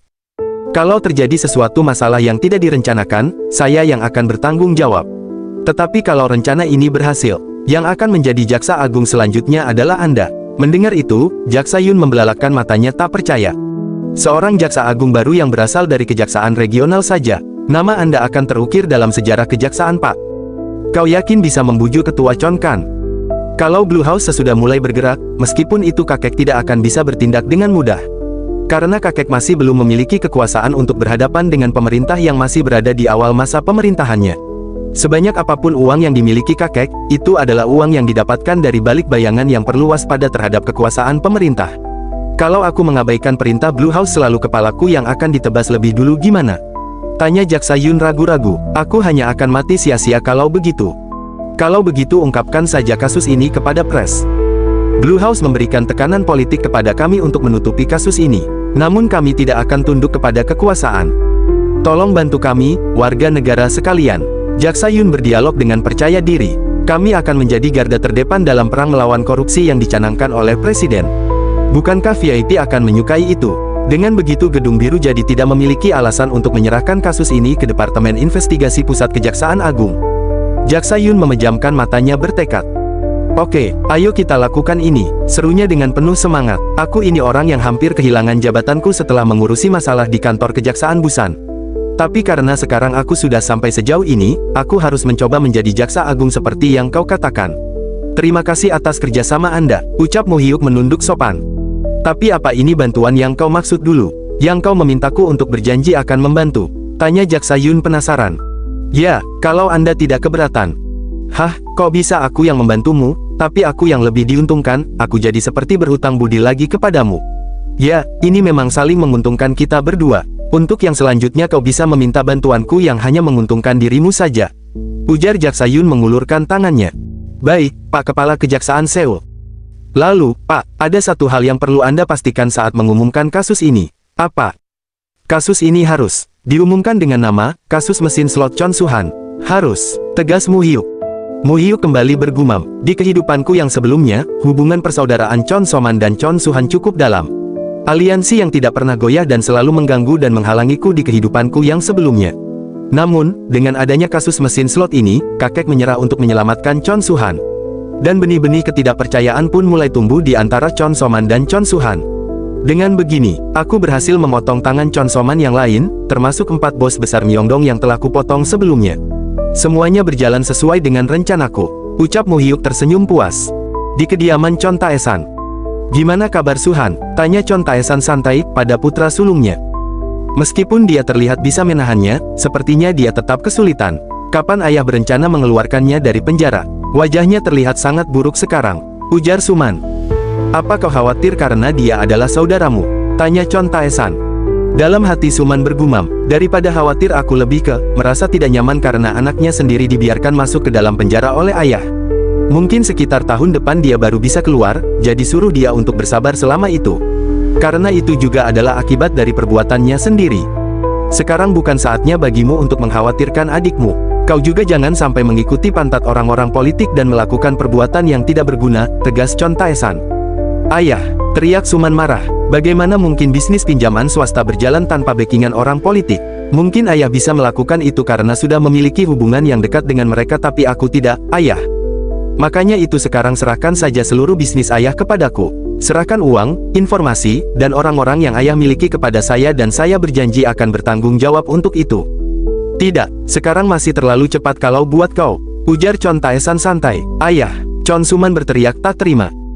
Ayah kan sekarang juga sudah berumur. Kalau sesuatu tiba-tiba terjadi kepada ayah lalu bagaimana dengan nasib bisnis ini? Dasar brengsek, bentak Chon Tae-san. Apa maksud dari yang barusan kau katakan itu? Ayah, sekarang itu kita harus memikirkan siapa yang akan menjadi penerus ayah. Jawab Suman tak kalah lantang. Bukankah pada akhirnya saya yang harus melindungi harta milik keluarga kita ini? Buat apa kau mengkhawatirkan itu sekarang? Jangan-jangan kau berharap agar aku cepat-cepat mati ya kan? Ayah sendiri pasti tahu kalau bukan itu maksudku. Apa ayah tahu apa yang akhir-akhir ini dibicarakan oleh semua orang di Myeongdong? Semuanya pada bilang kalau orang yang akan jadi penerus ayah itu bukan aku tapi si bocah brengsek Mo Hyuk itu. Berontak Suman tak terima. Apa ayah pikir itu masuk akal? Padahal putra pertama ayah, Chon Suman ini masih sehat walafiat gini. Sangat tidak masuk akal, bocah yang bahkan marganya bukan Chon, tiba-tiba dirumorkan jadi penerus. Mendengar ocehan putranya, Chon Tae-san bergumam. Apa yang membuatmu berpikir kalau sudah sepantasnya kau yang menjadi penerus? Sekalipun aku tidak pernah berpikir seperti itu. Ayah, Suman tergugup tak percaya. Ya, rumor yang beredar di Myeongdong itu memang benar adanya. Aku berencana memberikan semua yang kumiliki untuk Mu Hyeok. Ayah, Chon Suman berharap. Sedangkan Mu Hyuk berjalan menuruni tangga dengan santai. Emang apa masalahnya? Teriak Chon Taesan menggema hingga keluar ruangan. Terserah aku dong, mau menyerahkan milikku yang aku dapatkan dengan kedua tanganku sendiri kepada siapapun yang aku inginkan. Ujar Chon Taesan marah. Mu Hyuk menghentikan langkahnya, menoleh ke arah asal suara. Sementara di dalam ruangan, Chon Suman terdiam, tak habis pikir dengan keputusan ayahnya. Ayah, apa ayah tahu kalau perkumpulan Chongpung saat ini sedang mengawasi ayah? Tidak, sedang mengawasi keluarga kita, ujar Suman. Kalau rencana suksesi kita terguncang, perkumpulan Chongpung yang memandang ayah sebagai duri dalam daging mereka mungkin akan memanfaatkan kesempatan itu untuk melakukan sesuatu. Gumam Suman santai. Mu Hyuk bergumam, perkumpulan Chongpung. Tanyanya dalam hati, mendengar percakapan ayah dan anak yang ada di ruangan itu. Bukankah Misuk juga berakhir seperti itu? Gumam Suman lagi. Diam, bentak Chon Taesan, sangat marah. Ibu, gumam Mu Hyuk bingung. Aku sudah bilang, jangan sampai ada yang membahas tentang itu lagi. Tapi ayah, aku muak melihatmu. Pergi sana, ucap Chon Taesan. Kenapa kau masih di sini? Apa kau minta diseret pergi? Sekretaris H, gumam Chon Taesan penuh amarah. Melihat ayahnya yang marah besar, Suman bangkit dari duduknya, keringat mengalir deras di wajahnya. Ia membanting pintu dengan keras. Sementara Chon Taesan memegang keningnya pusing. Myong-hun, apa menurutmu yang aku lakukan ini salah? Sementara sekretaris sejenak terdiam. Hah, pokoknya selesaikan dulu semua urusan saham kita bulan depan. Kerjakan dengan baik, jangan sampai ada masalah dengan perpajakan. Baik, ketua, jawab sekretaris Hapatuh. Sepertinya, mulai sekarang kita tidak bisa membiarkan Mu Hyeok bepergian sendiri. Itu jadi gimana? Yang Mu Hyuk sempat minta dikenalkan ke seseorang itu. Apa dia menemukan orang yang sesuai? Ya, bulan depan dia akan kembali ke Korea. Padahal hubungan keluarga saja tidak akan berarti apa-apa kalau di hadapan uang. Entah apa yang akan terjadi kalau seandainya aku sudah tidak ada. Apakah Anda mengkhawatirkan Tuan Muda Mu Hyuk? Tanya sekretaris H tenang. Bukan, jawab Chon Taesan memegang keningnya. Justru aku khawatir Mu Hyeok akan memakan habis paman-pamannya. Tapi kalau perkumpulan Chongpung, apakah Mu Hyeok sanggup menghadapinya? Sementara Chon Suman melangkah pergi meninggalkan ruangan itu. Bagaimana kabar Anda, Paman? Ujar Mu Hyuk sopan. Cih, Chon Suman menatap dengan wajah datar. Chon Suman menghentikan langkahnya. Kau, sebaiknya jangan banyak bertingkah. Kalau tidak ingin berakhir seperti ayah dan ibumu, ujar Suman melangkah pergi. Mu Hyuk menatap punggung pamannya bingung. Dalam hati bergumam, apa maksud dia? Jangan-jangan penyebab kematian orang tuaku itu bukan karena kecelakaan, tapi karena dibunuh seseorang gitu. Di kehidupanku yang sebelumnya, aku bahkan tidak pernah memikirkan tentang kematian orang tuaku. Karena membicarakan tentang ibuku itu perbuatan yang dilarang di keluarga Chon. Tapi pembicaraan yang barusan dia lakukan dengan kakek itu, apakah maksudnya kematian orang tuaku berhubungan dengan perkumpulan Chongpung? Perkumpulan Chongpung, gumam Mu Hyuk mencoba mengingat-ingat. Aku pernah mendengar tentang itu di kehidupanku yang sebelumnya. Sebuah organisasi bayangan yang memanipulasi tokoh-tokoh politik kunci di balik layar pasca liberasi. Mereka selalu terlibat di balik peristiwa-peristiwa politik dan sejarah penting. Tetapi mereka adalah sebuah organisasi yang keberadaannya hanya diketahui sebagai rumor. Aku tidak pernah melihat atau bertemu dengan mereka secara langsung. Tapi kalau nama organisasi itu sampai disebut oleh mulut kakek dan paman, apa itu berarti organisasi itu benar adanya? Bahkan kematian ibu juga dikaitkan dengan itu. Mu Hyuk menatap dengan wajah datar, tidak mengetahuinya. Di Busan, langit tampak begitu cerah. Di sebuah Y Coffee, yang cukup elegan. Seorang pria menyerah dokumen. Ia bergumam, ini yang kau minta. Dokumen penyelidikan kasus kecelakaan lalu lintas orang tuamu. Terima kasih, ayah. Tidak perlu berterima kasih kalau itu permintaanmu, tentu akan aku bantu. Aku meminta dokumen penyelidikan kasus kecelakaan lalu lintas orang tuaku kepada ayah Hyun Sung yang merupakan seorang polisi. Mu Hyuk menatap dokumen itu dengan wajah sendu. Karena ini adalah kasus yang terjadi 19 tahun yang lalu tidak ada banyak yang tersisa, ujar ayah Hyun Sung santai. Kebanyakan detektif penanggung jawabnya juga sudah pada pensiun. Benar kalau itu adalah kecelakaan lalu lintas, pelaku yang menabrak juga sudah menyerahkan diri dan berakhir ditangkap. Tapi ada banyak hal aneh. Di tubuh ayah dan ibumu ditemukan ada banyak luka tusuk. Terutama di tubuh ibumu, yang diidentifikasi sebagai luka tusuk saja ada lebih dari 10 luka. Dia berkali-kali ditusuk di bagian punggung.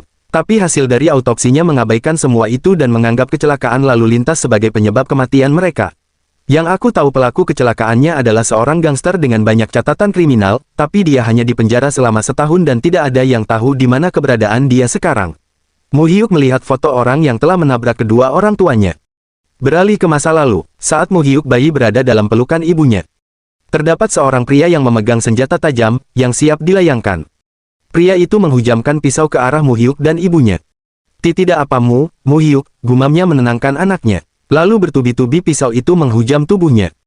Mu Hyuk membelalakkan matanya terkejut. Mu Hyuk berteriak penuh dendam, membayangkan nasib orang tuanya. Hosh, hosh, nafasnya memburu. Dia menyebabkan kecelakaan mobil dan membunuh orang tuaku dengan senjata. Jelas-jelas ini adalah pembunuhan berencana yang diperintahkan oleh seseorang. Terlebih lagi, upaya menutup-menutupi kasus ini berlangsung dengan sangat cepat. Hal ini tidak mungkin dilakukan tanpa campur tangan uang dan kekuasaan.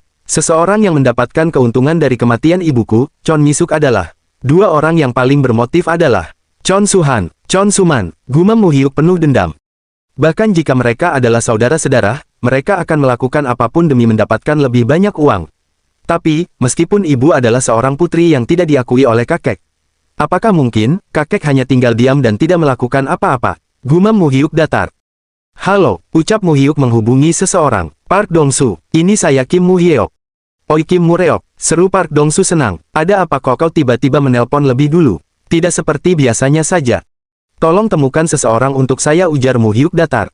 Tidak masalah meskipun itu membutuhkan waktu lama. Pokoknya Anda harus menemukan orang itu. Di sebuah restoran sederhana. Mu Hyuk dengan santai melangkah masuk. Melihat sosok yang ditunggu-tunggu, Myung-su melambaikan tangannya. Mu Hyuk, di sini. Kenapa kau telat lama banget? Maaf, tadi di jalan agak macet, jawab Mu Hyuk bersalah. Salah satu teman mereka bergumam, meskipun kita sering ketemu di kampus, tapi baru pertama kali ini ya kita makan bersama di luar. Ya, semuanya pada sibuk belajar, jadi susah menyesuaikan waktunya. Hei aku udah lapar banget ini, ayo cepat pesan yang paling mahal sebagai hukuman buat yang terlambat datang, hari ini Mu Hyuk yang akan traktir. Hari ini kita harus pesan yang banyak sampai kantong Mu Hyuk jadi kering, ujar Myung-su senang. Myung-su, kamu kok ngomongnya masih pakai logat daerah? Mu Hyuk aja sekarang udah benar-benar menjadi seperti orang Seoul. Hei, lu, itu, ngomong apa, sih? Gue, juga, bisa, ngomong, pakai, logat, Seoul, tahu, ucap Myung-su terbata-bata. Haha, tawa mereka pecah. Tanpa menunggu lama. Menu pesanan mereka kini sudah tertata rapi di atas meja. Ngomong-ngomong, apa kalian sudah mempersiapkan diri untuk ujian advokat? Aku dan Mu Hyuk rencananya mau ikut ujian tahap pertama di bulan Februari besok. Apa, Mu Hyuk juga?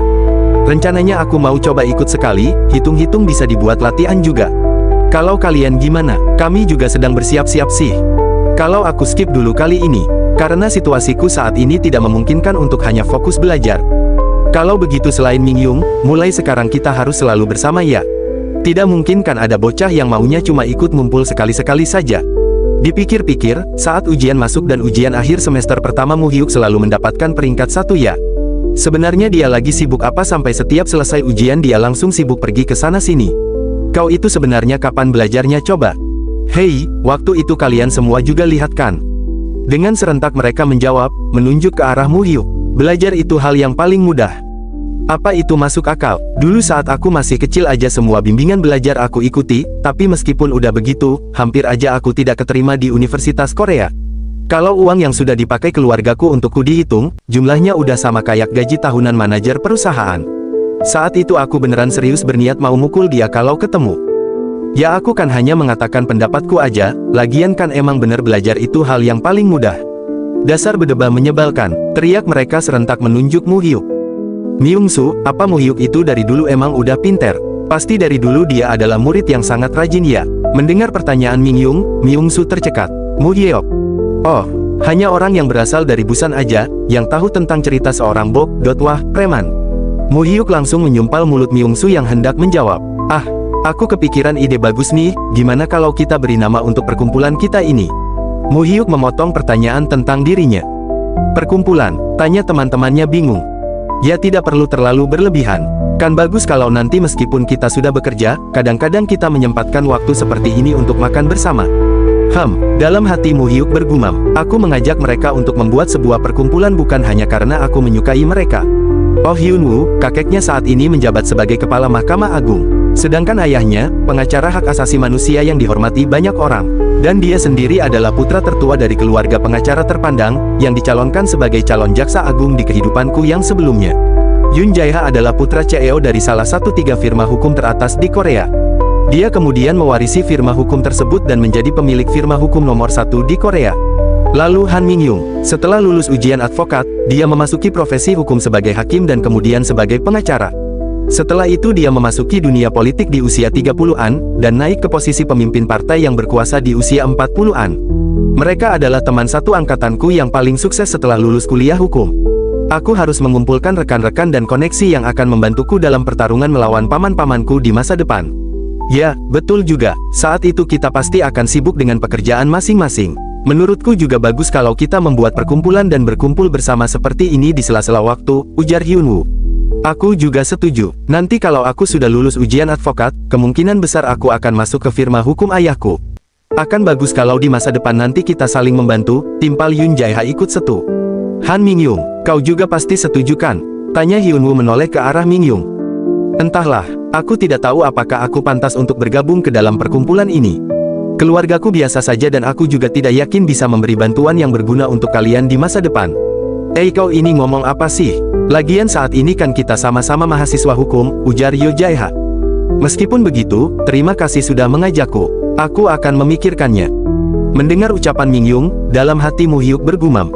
Dalam biografinya, Han Min-young mengatakan bahwa keluarganya tidak berkecukupan sejak dia masih kecil. Ayahnya meninggal dunia lebih awal dalam sebuah kecelakaan dan ibunya juga dalam kondisi kesehatan yang buruk. Dia mengatakan bahwa dia tidak bisa fokus pada studinya karena dia juga harus mengurus semua adik-adiknya. Sudahlah, aku bisa terlambat ini. Aku mau pergi dulu, ada pekerjaan mengajar les soalnya, ujar Han Min-young bangkit dari duduknya. Kamu ngajar lesnya di mana? Tanya Mu-hyuk. Daerah Pyeongchang. Mobil Mu-hyuk melaju sedang di jalanan.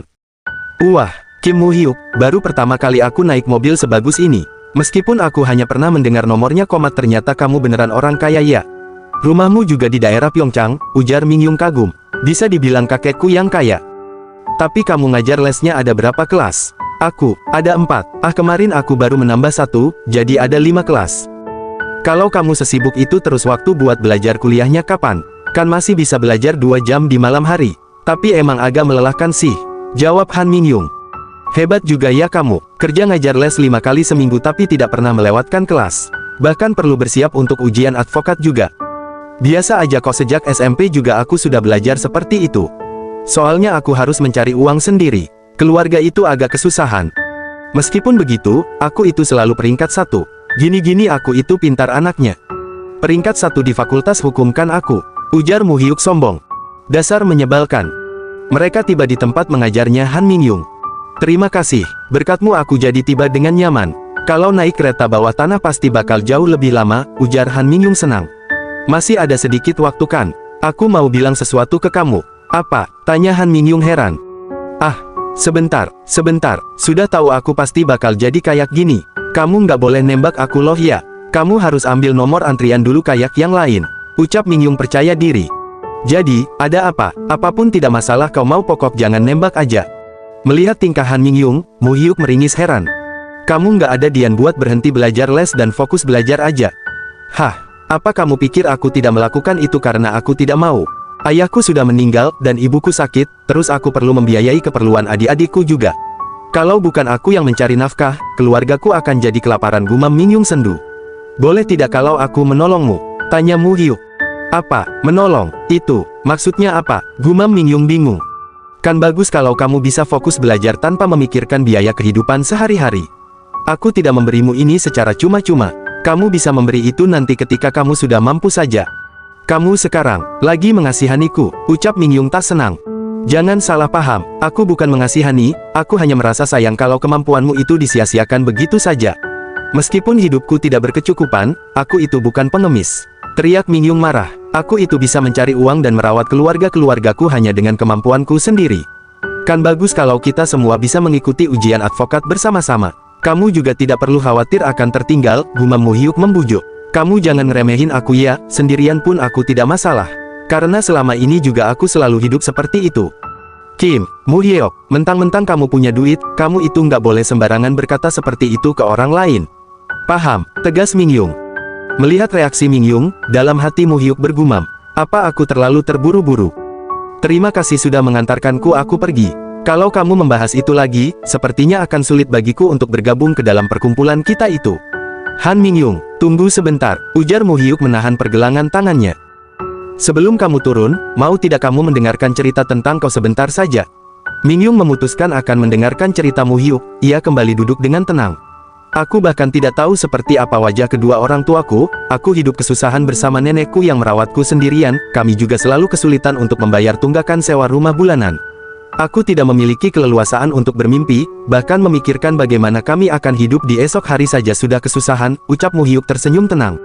Meskipun akhirnya aku bisa fokus belajar dan berkuliah setelah aku bertemu dengan kakekku. Seandainya aku tidak bertemu dengan kakekku, aku pasti tidak sanggup menjalani hidup seperti yang kamu jalani sekarang. Yang aku inginkan itu hanya memberikan kesempatan bagi orang lain. Sama seperti aku yang beruntung bisa mendapatkan kesempatan. Keputusan ada di tanganmu. Aku sama sekali tidak ada niat mengasihani ataupun memaksamu. Maaf kalau aku langsung marah. Tanpa mengetahui sisi ceritamu lebih dulu, ujar Mingyung merasa bersalah. Akan aku pikirkan dulu tawaranmu itu. Kira-kira berapa yang kamu perlukan untuk biaya kehidupan sehari-hari keluargamu?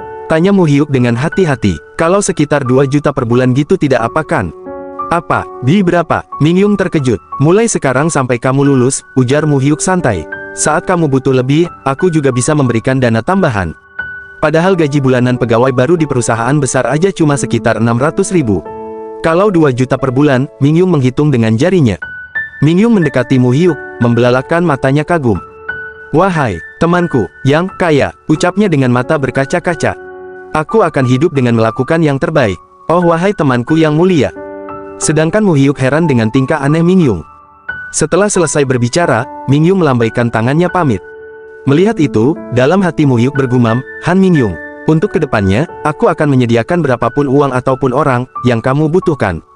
Jadi di masa depan, aku harap kamu akan menjadi pemimpin partai yang berkuasa, atau bahkan menduduki posisi yang lebih tinggi dan yang lebih penting. Lalu jadilah tangan dan kakiku yang setia dalam perjuanganku merebut kekayaan keluarga Chon, gumam Mu Hyuk tersenyum licik. Di rumah yang sederhana, Mu Hyuk dan ketiga temannya sedang berkumpul. Bersulang, ucap mereka bersamaan, dengan senyum bahagia. Hyun Sung, terus olahraga pasti berat ya? Tanya Mu Hyuk. Aku sih udah biasa olahraga setiap hari, ya masih aman lah, jawab Hyun Sung. Kalau kau gimana Mu Hyuk? Katanya kau sedang bersiap untuk ujian advokat sambil kuliah ya? Pasti sibuk banget, kau harus membantu pekerjaan kakekmu juga, gumam Hyun Sung. Mu Hyuk, anak satu ini tuh, selalu aja sibuk, bahkan beberapa hari lagi dia mau pergi ke Amerika, ujar Myung Soo. Wah, Amerika, tanya Hyun Sung, mau ngapain? Karena ada pekerjaan uang yang dititipkan oleh kakekku. Suatu hari nanti aku akan menjelaskan semuanya kepada kalian. Ah, iri banget, kau bisa naik pesawat terus pergi ke Amerika. Hyun Sung, gimana kalau suatu hari nanti kita juga pergi ke Amerika bersama? Ujar Myung Soo semangat. Emang kau ada urusan di Amerika juga? Tanya Hyun Sung. Kalau nggak ada, ayo nanti di tahun 1996 pergi bersamaku waktu Olimpiade di Atlanta, Amerika Serikat. Mendengar itu, wajah Myung Soo seperti kucing imut. Oho, anggota timnas judo, percaya diri juga kau. Kalau udah memutuskan buat serius berolahraga, setidaknya harus sampai memenangkan medali emas Olimpiade bukan? Ujar Hyun Sung semangat. Lalu Mu Hyuk, untuk kau kedepannya juga, kalau butuh bantuanku. Mendengar itu, dalam hati Mu Hyuk bergumam, ternyata dia tidak melupakan itu, aku kira dia melupakannya. Karena tidak mengatakan apapun tentang itu. Benar, Hyun Sung memang teman yang seperti itu. Teman yang bisa diandalkan untuk melindungi punggungku kapanpun itu. Goput, ujar seseorang dari luar. Oh ayamnya udah datang itu, ujar Myung Soo senang. Biar aku aja yang menerima, gumam Hyun Sung bangkit dari duduknya. Ketika Hyun Sung melangkah, Mu Hyuk tertegun melihat cara berjalan Hyun Sung yang pincang. Hyun Sung, kakimu kenapa? Kau terluka? Ah, bukan apa-apa, cuma sedikit keseleo waktu olahraga. Mu Hyuk terdiam. Di kediaman Chon Tae-san, Sekretaris H membawa seorang pria ke hadapan Mu Hyuk. Dia adalah orang yang akan bekerja, sesuai dengan permintaan tuan muda kemarin, gumam Sekretaris H, memperkenalkan pria itu. Mu Hyuk teringat akan percakapannya dengan sekretaris kala itu. Seseorang yang bisa aku percaya dan gunakan, untuk melaksanakan perintah apapun yang aku berikan. Saya tahu satu orang yang seperti itu, yang bisa saya perkenalkan kepada tuan muda.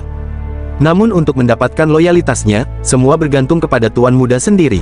Apakah seperti itu tidak masalah? Untuk itu biar aku yang urus sendiri. Sekretaris Ha hanya perlu memperkenalkan orang itu padaku saja.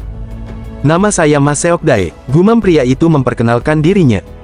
Apa pekerjaan Anda sebelumnya? Saya ada di Afrika sampai bulan lalu. Saya bekerja sebagai pengawal untuk para karyawan perusahaan Amerika di sana. Dalam hati Mu Hyuk bergumam, perusahaan militer Amerika ya. Jadi dia adalah seorang tentara. Apa hubungan Anda dengan Sekretaris Ha? Kami tumbuh besar bersama sejak masih kecil. Apakah Anda bisa mempercayai dan mengikuti perintahku di masa depan? Karena saat ini aku perlu orang yang bisa melaksanakan pekerjaan apapun sesuai dengan yang aku perintahkan.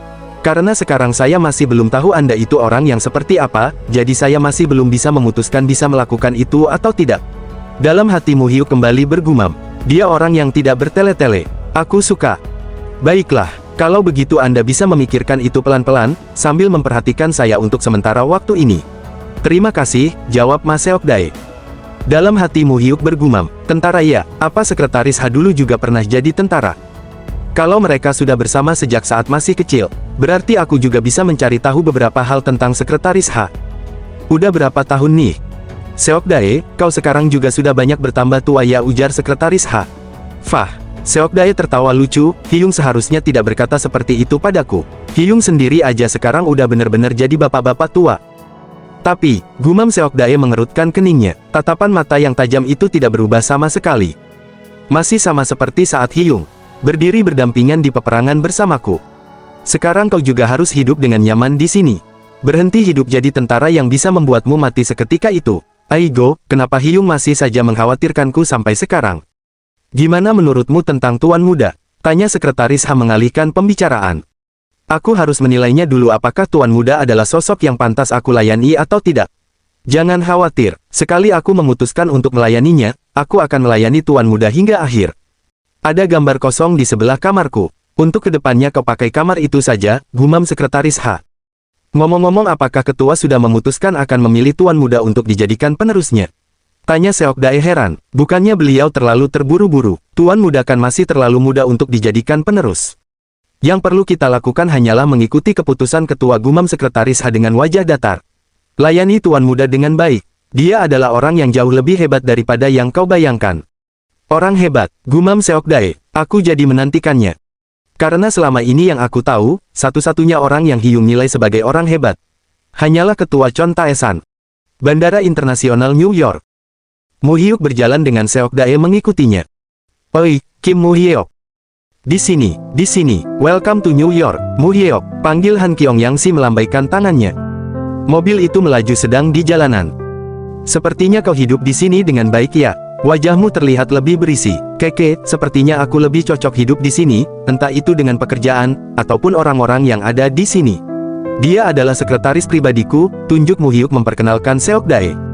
Salam kenal, saya Han Kyong-yang.